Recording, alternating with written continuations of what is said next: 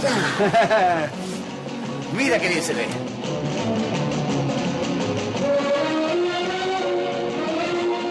Yo lo que quiero es que conozcáis la Córdoba de hoy. Me voy a la imprenta que se me ha hecho tardísimo. Antonio, no vengas muy tarde, ¿eh? Que vamos a ver todos juntos el festival. No te preocupes, hoy volveremos pronto. Don Pablo querrá verlo también. Bueno, ¿qué hacemos viendo la tele tan de cerca? Que nos vamos a quedar ciegos. Se ve y se oye. ¿Cómo se ve? Estupendamente. Oye, macho, pásate luego por el bar, que ahora no tengo tiempo. Ya te invito a algo. Pues vamos a apartarnos, que hay que ver la televisión a 3,5 metros, que me lo han dicho, que si no se te queman la pupila. ¿A que sí? Venga, vámonos. Déjela encendida un ratito. La familia Alcántara había descubierto al final de los años 60 a ese insólito inquilino que se metía en el comedor de su vivienda casi sin pedir permiso, el televisor. Al principio de la década precedente, los años 50, en España la televisión era una cosa de la que se hablaba únicamente de oídas, como una resonancia que llegaba desde aquellos países que vivían con algunas menos dificultades cotidianas que las de los españoles de la época. Un asunto del que hasta empezaban a hablar las canciones de la autarquía, cuando se avistaba el final de las cartillas de racionamiento, pero los tiempos seguían siendo extremadamente duros.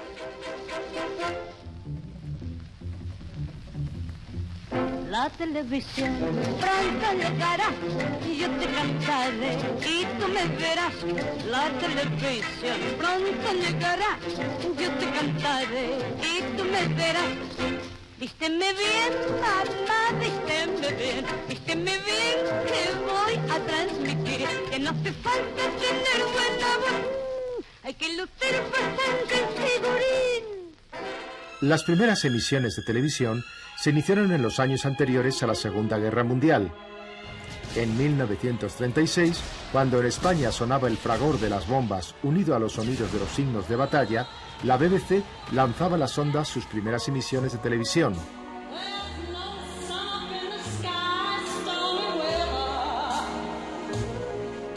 En todo Londres no debía haber más allá de un centenar de aparatos. Un poco antes, en plena depresión, en Nueva York, la RCA había transmitido desde el Empire State en el año 1931 para unos pocos privilegiados que podían permitirse el lujo de recibir imágenes y sonidos desde sus viviendas.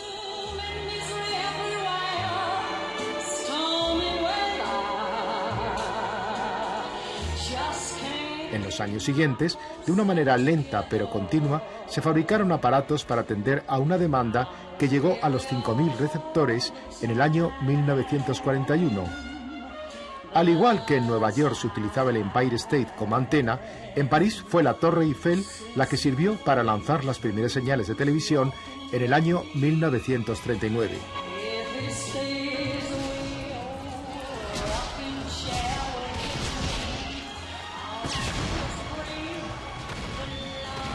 Pearl Harbor cambió muchas cosas con la entrada de Norteamérica en la guerra.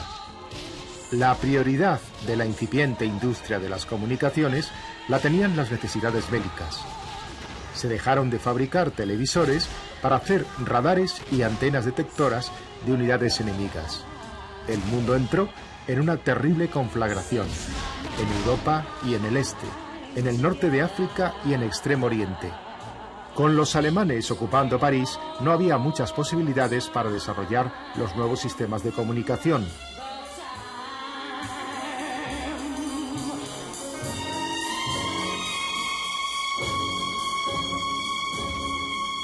Fue tras las ruinas del mundo que surgió a partir de 1945 cuando se inició verdaderamente la era de la televisión en algunos países.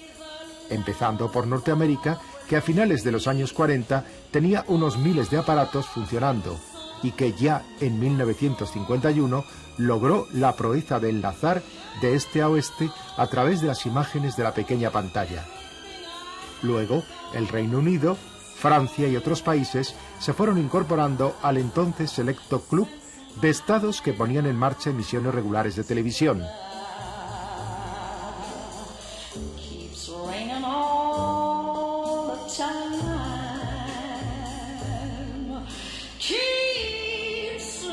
En aquellos primeros años 50, España todavía no había superado sus niveles de renta de 2 décadas atrás. Basta citar el ejemplo de que solo en 1953 se igualaron los niveles de los años de la Segunda República. Seguían siendo tiempos de privaciones, aunque se habían dejado de utilizar las cartillas de racionamiento. Llegaban los norteamericanos con las bases, la leche en polvo y las bebidas de cola. Y con ellos las imágenes de objetos tan apetecibles como los frigoríficos eléctricos y las lavadoras. Y por supuesto, la maravillosa televisión.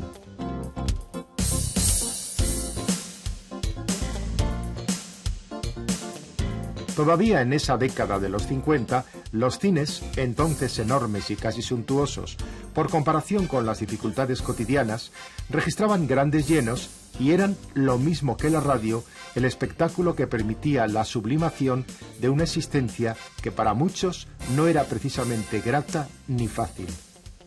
En la España previa a la existencia de la televisión depende mucho de la radio, por de pronto. Pero también hay que tener en cuenta que es un país culturalmente más pobre, o mejor dicho, un país donde hay una cultura que está solamente a merced de unas clases sociales y sin embargo hay otras clases sociales que no disfrutan de esa cultura. La televisión en ese sentido supone un factor de modernización, un factor de extensión cultural interesantísimo y sobre todo porque a partir de los programas dramáticos y de las series se extiende, y del cine también, las películas emitidas por televisión, se extiende mucho lo que podíamos llamar una cultura audiovisual.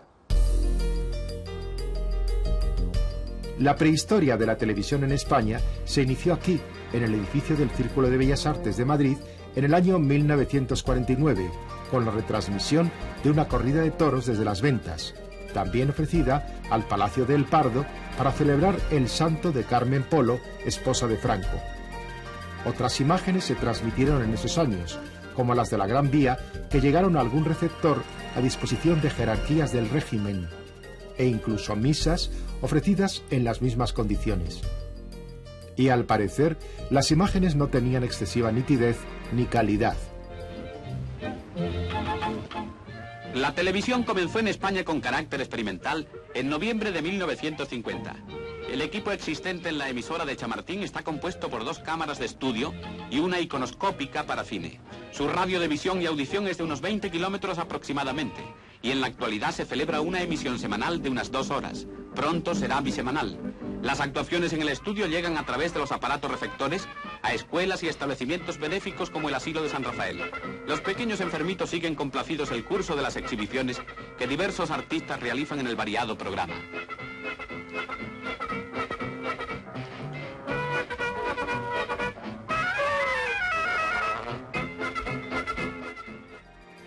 Hubo que esperar a 1954 cuando se decidió poner en marcha el lanzamiento de la televisión en España, con algunas emisiones experimentales y una fecha oficial de inicio de programas que habría de llegar en 1956.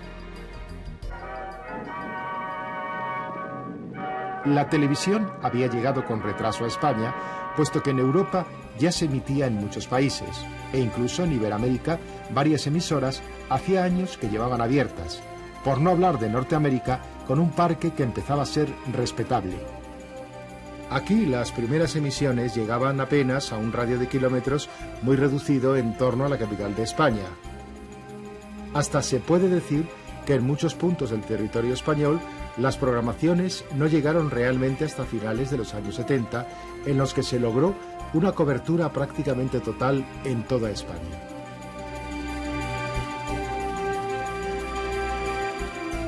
Al ministro Arias Salgado, como buena parte de las jerarquías del régimen, les preocupaba que a través de las imágenes de televisión se colaran en España imágenes que entonces eran calificadas de peligrosas y pecaminosas.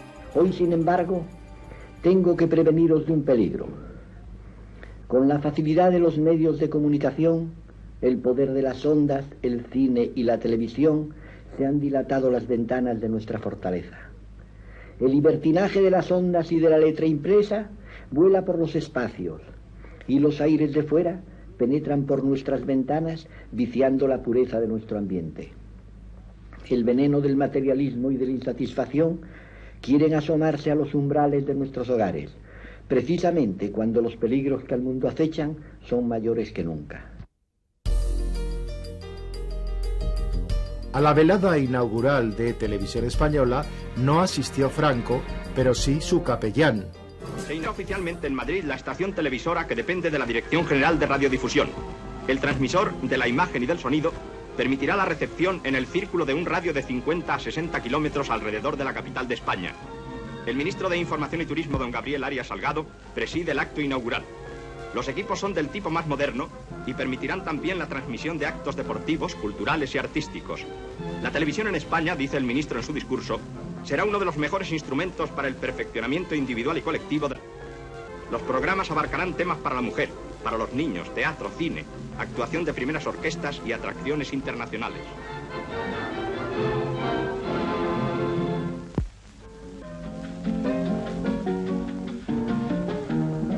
En la emisión inaugural y después de actuaciones de diversos artistas, intervienen los coros y danzas del distrito de la Latina de Madrid. El concertista de piano don José Cubiles puso digno remate a esta emisión.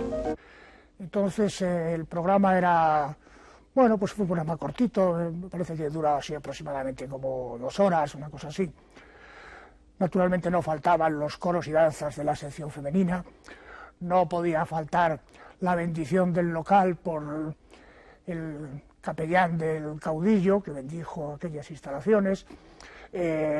Hubo cierres en negro porque la cámara no llegaba, hubo fallos de sonido, hubo fallos de todo y únicamente respiramos cuando al echar un vistazo al guión vimos que entraba un imágenes, aquellos documentales que hacía el Nodo. Dijimos, bueno, en esto no hay posibilidad de equivocarse.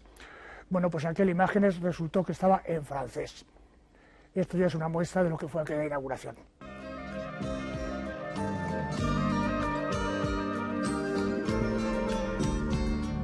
Le rogamos disculpen esta interrupción. Permanezcan atentos a la pantalla. En el madrileño Paseo de La Habana se instalaron los primeros estudios desde los que se transmitían 3 horas diarias de emisión.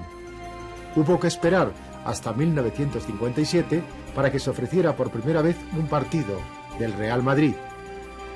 Y ese mismo año, la primera película, una de Sissi.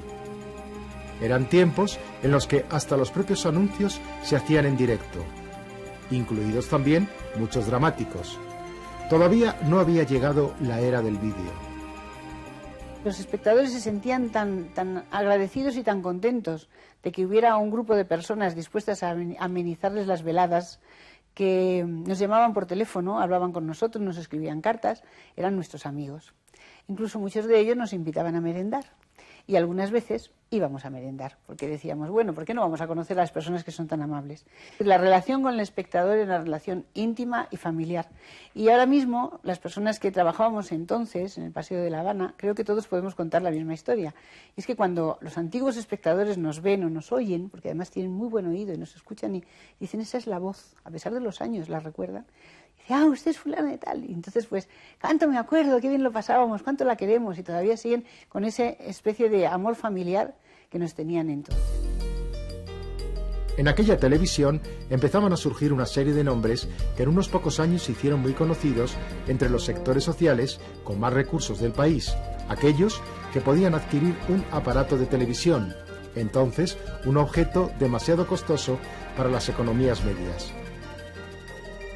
Al final de los años 50 y en los primeros 60 se empezaban a perfilar en España algunos de los géneros que tendrían un desarrollo más característico en las décadas posteriores, como los informativos, los musicales, los telefilms y especialmente los dramáticos. Jaime de Armiñán escribía las primeras series para la pequeña pantalla. Pero serían los 60 los años en los que los dramáticos empezaran a alcanzar un elevado protagonismo. La época de oro del teatro en televisión arranca hacia el año 63, 64, son los últimos tiempos del directo y los primeros de las grabaciones. Se domina mucho más la técnica del guión, por supuesto, los equipos funcionan mucho mejor, hay personal mucho más especializado, los propios actores dominan más el lenguaje, la plástica de la televisión, y por supuesto se han incorporado muchos realizadores que dominan mucho el medio. Coinciden que además, al ser ya programación semanal, hay que ampliar el arco y se incluyen autores que no es que en un principio hubieran sido intocables, sino que, bueno, como había menos programación, se hacían menos. Pero se empiezan a repetir obras de Arthur Miller, se hace Ionesco, se hace Pirandello, no se olvida los clásicos, se sigue haciendo Shakespeare, se sigue haciendo Lope, y realmente esos 6, 7, 8 años de brillantez de Estudio 1 es entrañable y es importante en la historia de la televisión. Aunque se hacían múltiples adaptaciones en el ejercicio del día a día en la pequeña pantalla, había que luchar contra una rígida censura ejercida de una manera absolutamente directa y omnipresente. Para el régimen era muy importante lo que se veía y se decía desde la pequeña pantalla. Ah, la censura. Se podrían llenar páginas, podría hablar horas y horas. No pienso hacerlo, pues sería una lata, pero sí puedo recordar episodios tan flagrantes como que eso ya era un Estudio 1 aprobado en castidad, ya de entrada el título, ni en teatro se podía decir, de Chicho Ibáñez Serrador. El título original es Aprobado en inocencia, Chicho lo ha repuesto hace poco. Incluso no pude coincidir con él por trabajo, pero quería que estuviera con él. Y bueno, yo hacía entonces el galán, y la chica con la que yo tenía un romance o había algo era Mónica Randall. Estaba en todo su esplendor y llevaba un traje con un escote nada exagerado, pero en fin, en cuanto era una pugna, Chicho le dejaba el escote, pero cuando venía el censor le subía el escote, con lo cual había planos de ascensor de sube y baja. El escote estaba aquí en un plano, en el siguiente el escote había bajado, y el escote estuvo toda la secuencia llevaba un traje de noche y tal, y llevaba un smoking blanco, que entonces era una cosa de mucha distinción y mucha alta comedia, y entonces me acuerdo que yo miraba el escote de Mónica y claro, no podía aguantar la risa porque estaba aquí, y ella se lo bajaba. En la España de los 50, sobre todo, lo que hay es un régimen autárquico, es un régimen que vive de sí mismo, y hay una prevención frente a todo lo extranjero, porque del extranjero venían costumbres impensables entre nosotros, por ejemplo, el divorcio. Entonces, algo que era habitual en el cine de otros países, como los conflictos matrimoniales, pues aquí estaba absolutamente vedado. Y eso genera una desconfianza y hace que la censura pues mire con lupa cada guión o cada personaje y a veces pues lleve a cabo transformaciones absolutamente delirantes. Un tema muy ligado a la historia del teatro en televisión, como en realidad a toda la televisión, eran nuestros continuos rifirrafes con la censura. Porque, claro, la censura se ve como una cosa divertida, pero la verdad es que la sufríamos en nuestras carnes. Hubo una época en que estaba rigurosamente prohibido hacer primer plano, especialmente si se trataba de una mujer, porque había dicho el ministro Arias Salgado que en la vida real nunca se veía a una mujer tan de cerca. Estaba rigurosamente prohibido enseñar la batería de una orquesta, cuando a veces se traía una orquesta para que estuviera 30 o 40 minutos tocando piezas bailables. Decían que es que la batería era un instrumento más o menos pagano, y que no. Y, por ejemplo, la prohibición más divertida y más sorprendente de todas, entre esas músicas, esos programas musicales que se hacían, de vez en cuando aparecía un solista. Y había un pianista que era más o menos fijo, que era el maestro Crespo, y que el hombre pues se largaba 20 o 30 minutos de piano. Entonces llegó la tajante prohibición de que se hiciera plano corto de las manos. Esa prohibición nunca supimos por qué. El teatro también estaba sometido a censura. Había dos censuras, la censura política y la censura moral. Dos censores, naturalmente. Entonces había obras que era impensable, o sea, claro, cómo se iba a hacer Escuadra hacia la muerte, cómo se iban a hacer obras así, eso ni se tocaba. pero los guiones que se presentaban nos los devolvían con las tachaduras, con las observaciones. Y entonces el truco estaba en intentar burlar aquellas normas que todos conocíamos. Yo, por ejemplo, recuerdo que hice La muerte de un viajante, de Miller, que como todo el mundo sabe, termina con el suicidio del viajante, pero el suicidio estaba rigurosamente prohibido. No se podía hablar de suicidio ni sugerir que había un suicidio. Pero claro, si el viajante no se suicida, no hay obra, no hay función. Entonces yo puse en la página anterior, me inventé que marido y mujer se daban un beso. El beso estaba rigurosamente prohibido. Y me vino el censor hecho un basilisco diciendo: usted, una persona en la que yo confiaba, y me pone un beso en un guión, pero ¿cómo es posible? ¿Quiere usted burlarse de mí? Y yo: no, hombre, no, mire usted, don Francisco, si es marido y mujer, no importa, esto es un impúdico, no puede ser. Y con esa ira, que ese ataque de ira que tuvo al ver el beso, por lo visto se le olvidó mirar el folio siguiente, que era lo que yo buscaba, y no vio lo del suicidio, y se dio el suicidio. Un momento, Lola Herrera y yo también, no sé en qué estábamos haciendo, había una cámara de matrimonio, y en una pausa de rodaje, de grabación, nos tumbamos en la cama a descansar. Por supuesto, en un plató lleno de gente. Vino un censor y dijo: ¿qué hacen ustedes los dos en una sola cama? Y dijimos: pues como cámaras separadas, por lo menos. Y, en fin, anécdotas sin fin.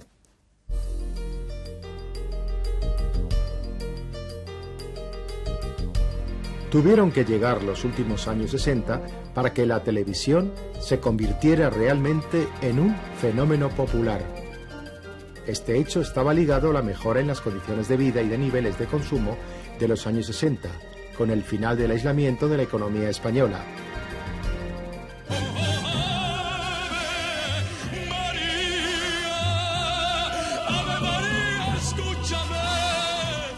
En esa segunda mitad de los años 60, la televisión ya era un medio esencialmente popular. Se había creado una segunda cadena que todavía llegaba solo a las 2 o 3 ciudades más importantes. Y con ellas llegaban nuevas imágenes, nuevos géneros que demostrarían que el ritmo de un país podía alterarse en función de lo que ofrecía la pequeña pantalla.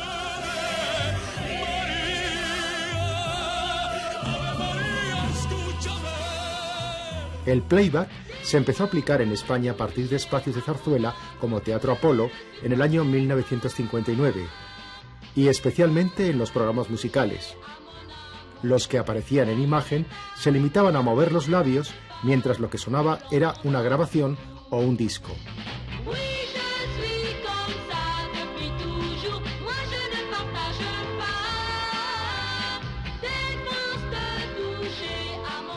En la mitad de los años 70, la televisión empezaría a proyectar otras nuevas imágenes de un país que hasta entonces había quedado frecuentemente invisible para los espectadores de televisión. Se recuperaba una visión más completa de la realidad española. En esos tiempos de cambio acelerado se mostraba el peso de una generación que había empezado a crecer con la televisión, ya más abierta a nuevas estéticas y contenidos. La verdad es que empezamos haciendo hasta formalmente cosas como que era improvisar delante de la cámara, sin textos, para desesperación de los realizadores correspondientes, y que teníamos que utilizar colas de cine porque había tan solo una cámara de vídeo con la cual nos peleábamos, y durante una temporada incluso pues salía el plató en color y las imágenes eran todavía en blanco y negro, pero en fin, todo eso fue un símbolo más de la transformación. Y luego, pues sinceramente, que teníamos una gran sensación de libertad, de descubrir cada día nuevas cosas que contar. Yo creo que fue un momento muy brillante, y además, como era un solo telediario, la gente no podía ver otros informativos en televisión, pues claro, tenía una repercusión impresionante, mucho mayor que puede ocurrir en un momento en que ya la audiencia se secciona, como ocurre en la actualidad, porque hay más cadenas y más competencia. Lo que nosotros hacíamos era un espectáculo. O sea, no tratábamos de ver quién llega más trayendo al más peligroso, aunque te advierto que a mí me prohibieron ya en plena democracia un mano a mano que yo había montado con Blas Piñar, fíjate, extrema derecha, y Enrique Lister, extrema izquierda. Me lo prohibieron. Pero bueno, esto es así, son las reglas del juego. Estés donde estés, en la época que estés, con el régimen que estés, al final siempre hay alguien que te lo diga o no te lo diga, establece sus propias reglas. Se trata simplemente de una fiesta, un pueblo alegre y vivaracho que intenta aplastar a un cerdito. Es mucho peor cuando un enorme cerdo se empeña en aplastar a todo un pueblo. Y de eso el mundo está lleno. Hola, hola, ¿qué tal? En la bola de cristal. Hola, hola, ¿qué tal? En la bola de cristal. La década de los 90 y la competencia entre las cadenas, consecuencia de la aparición de la televisión privada, daría lugar a nuevos géneros como los programas de testimonio y la telerrealidad, o los espacios de sucesos o del corazón, temas hasta los 90 prácticamente ausentes en las televisiones. Pedro, buenas noches. Siéntese. Antonia está muy emocionada y ya, si ha estado usted escuchando ahí detrás, sabe usted que se ha hecho muchas preguntas estos 11 años y realmente lo ha pasado mal. Y usted, Pedro, se ha hecho también muchas preguntas. ¿O usted Pues sí, sabía las respuestas? Sí, me las he hecho, pero yo no he tenido nada que ver con esto. Ella es la que ha dejado de hablarme a mí, o sea que Bueno, pues ella no ha entiéndanse levantado el ustedes, teléfono como usted. entiéndanse ustedes, Antonio, como usted usted ha contente dicho, porque ya que usted, no- conteste usted porque usted es de las que no se muerde la lengua. Bueno, no, yo no me muerdo la lengua. Yo lo que pasa es que digo lo que he dicho antes. Tú ya no te ves tan solo, tú ya te ves con una familia, con una mujer, con un hogar. Entonces yo pienso que ya la relación que nosotros hemos tenido, pues no puede ser, como yo no la exijo tampoco. No soy de aquí, pero yo soy de España y soy española como la que más. Vine con 8 años y vivo en Mallorca y soy muy mallorquina ya. Estoy adoptada, prácticamente. Pero bueno, toda mi familia está lejos. Cuando la explosión de las ofertas se multiplicaba varias veces y la televisión dejaba de ser un medio contrario a la especialización para abrirse a un abanico extenso de contenidos, los que nunca pudieron imaginar aquellos que en los años 50 asistieron al nacimiento de la televisión en nuestro país. De terciopelo que me pueda guarecer, si me encuentran cueros el amanecer, líñame a la pata